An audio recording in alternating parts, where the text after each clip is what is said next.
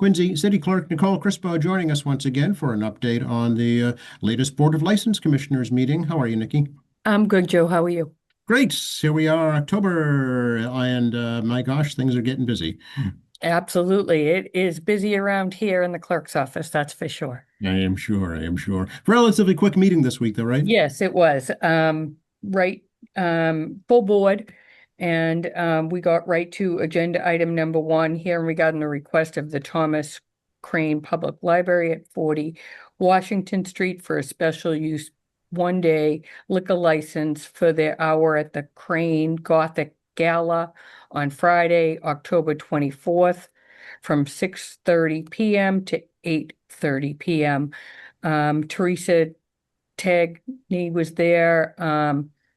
We talked about this is probably one of a dozen they've done for the community, and exposing, of course, the library and all that it has to offer there. It is a community event, and they will have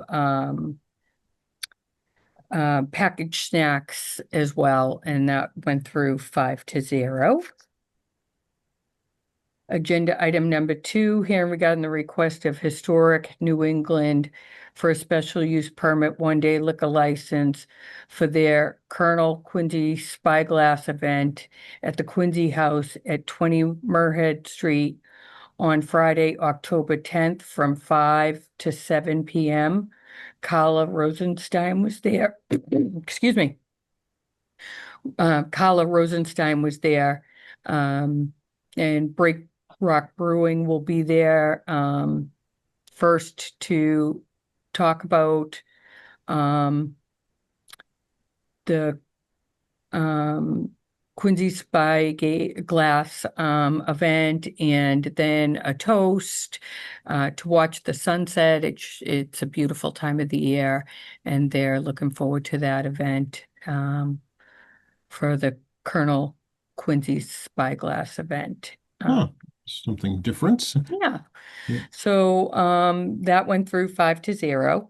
Okay. Agenda item number 3, here regarding the request of LLCA LLC doing business as Shiwaukee Convenience Store at 620 Hancock Street for a common victular license to enhance offerings at their existing location, including coffee and hot snacks, reheating hot dogs, litter, 3 electric plug-in heaters. And Qing Hao Zhang was there, and Sophia, and they talked about just offering these new products there at their store, food items, and they're open 9 a.m. to 9 p.m., and that went through 5-0. Agenda item number 4, here regarding the request of Apple New England LLC doing business as Applebee's 200 Hancock Street for a change of manager on their alcohol beverage restaurant license to Craig Galvin. Craig Galvin is a 7-year employee at Applebee's and has worked in Quincy as well as Rhode Island, and is now coming back to Quincy. And that went through 5-0. We did have an update to a hearing that we had on September 9th. The Topu Management LLC application for their all alcohol beverage restaurant license at 95 Franklin Street was withdrawn without prejudice by the applicant. And our next hearing will be on October 21st. Okay. So we are quickly speeding into fall here. Yeah. Goodness. Yes, we are. It's gonna get And cold. yeah, I know. It'll be here before you know it. Yep. And so will the November 4th election. Yes, yes. As a matter of fact, ballots went out in the mail, so people could be expecting their ballots anytime now. And the drop box is open here at City Hall if people care to drop it off, or they can certainly put it in the USPS. Okay, can they still request a mail-in ballot, Nikki, if they'd like? Yes, they can. They Okay. can also receive an absentee ballot. Okay, and what is the deadline to request a mail-in ballot? That is a good question. So many dates to Yeah, I know. consider. And I don't have it right in front of All me, right. but it is on our website, Okay, on the election calendar. And I can certainly get it to you so you can post it as well. okay.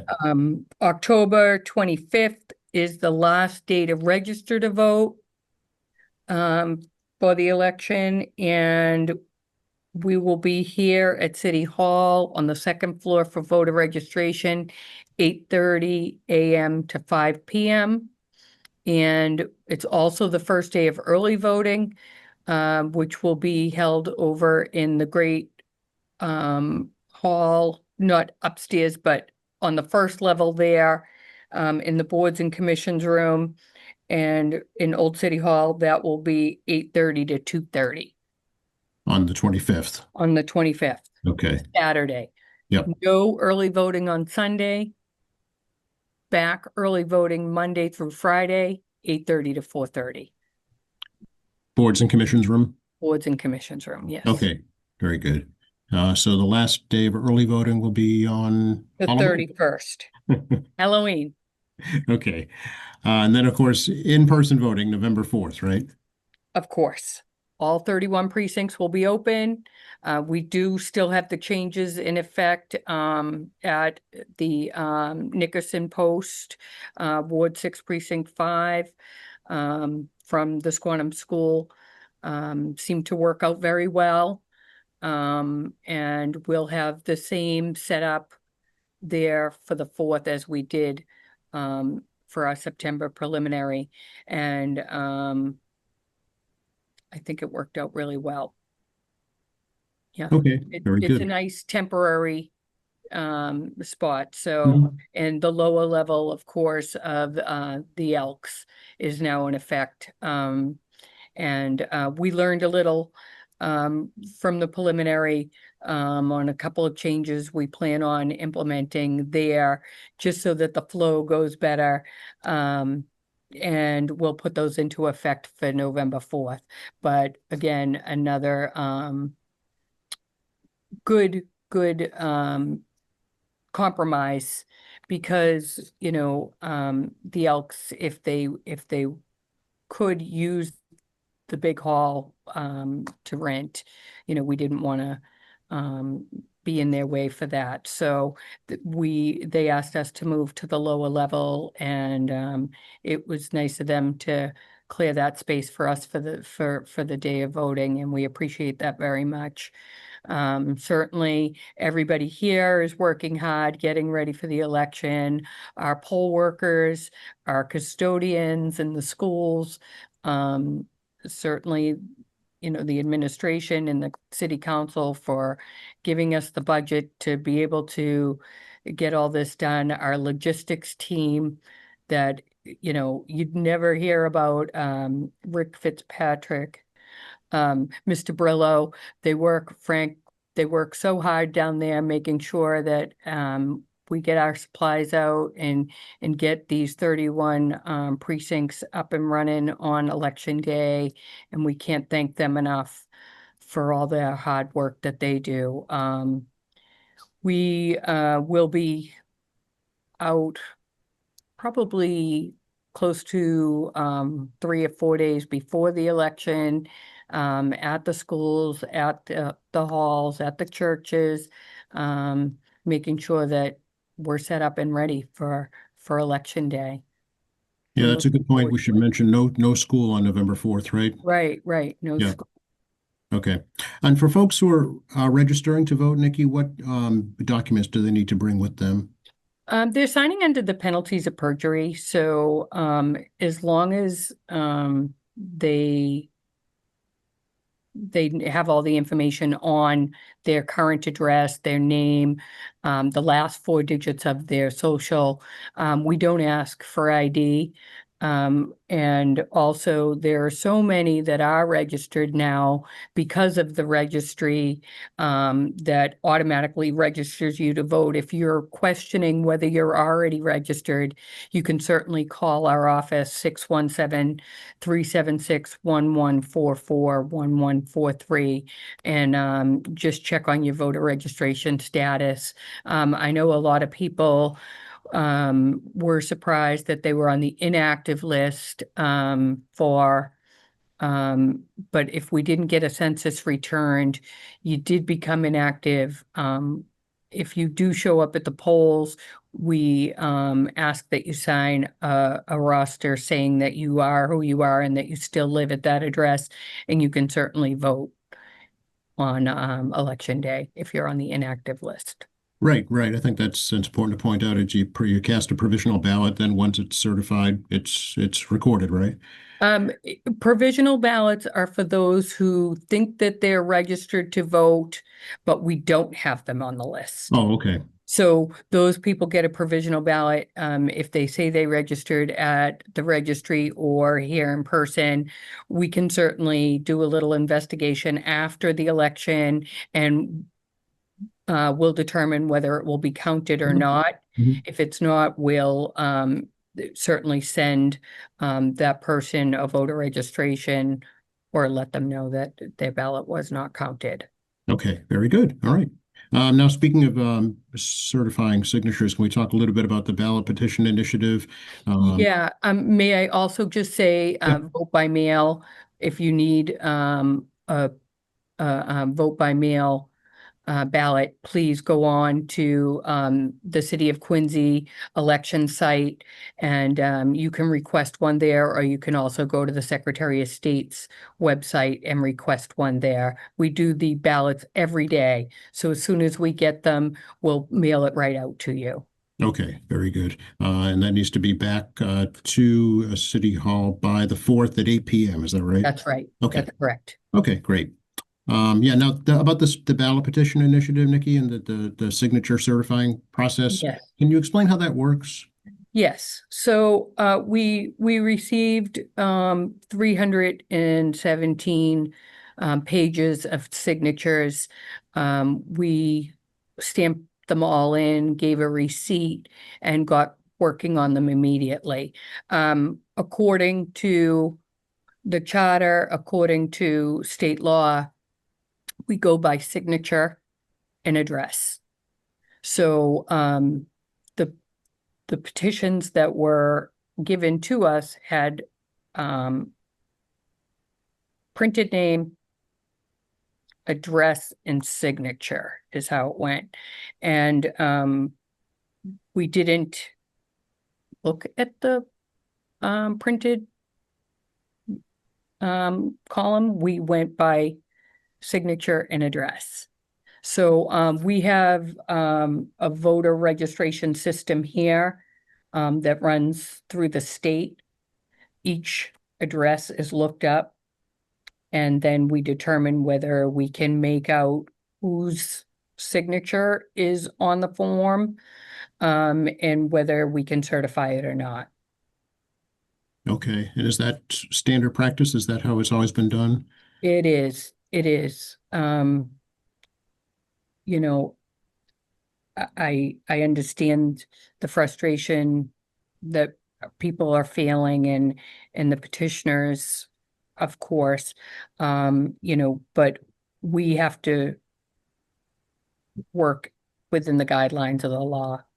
And I think that we did a very good job of doing that. I'm confident in the election department and how hard they worked on the petition signatures. I read something yesterday that I consented to the petition itself that went out, and in fact, that's false. I did not. The petition was out well in advance of the meeting that I had with a few of the petitioners. that brought this to our attention while they were already collecting signatures. And there are, you know, some things that I did add that I thought that are important that they do. And I did tell them that we go by signature and address. So, you know, I think that sometimes some information gets misconstrued out there, and I just want people to know that, you know, my office did it, certified those signatures by the law, by the letter of the law. And you know, I understand people's frustration, but they fell a little short, and you know, this doesn't take effect until 2028, so there will be another election in 2027 if, you know, we do go to court, if the judge decides that, you know, we should put this on. I'm happy to do so. And we can, if the judge says, you know, to have a special election, I will do that. If the judge says to put it on the 27 ballot, I will. But we feel confident that we did a good job, and we'll see where it goes from here. Okay, very good. And is it too soon to ask you for a prediction on turnout on November 4th, Nikki? I'm gonna go with the old 18 to 20%. Okay. This time I'm hoping we get there. You know, I think that, you know, there's a lot on the ballot. You know, new faces, and everybody, if you can get out to vote, it's important, and we encourage it here. And you know, if anybody has any questions, please reach out to our office. Very good. All right, we'll be talking before then, I'm sure. You bet. Thanks a lot, Nikki. Appreciate your time. Okay, Okay, bye-bye. take care.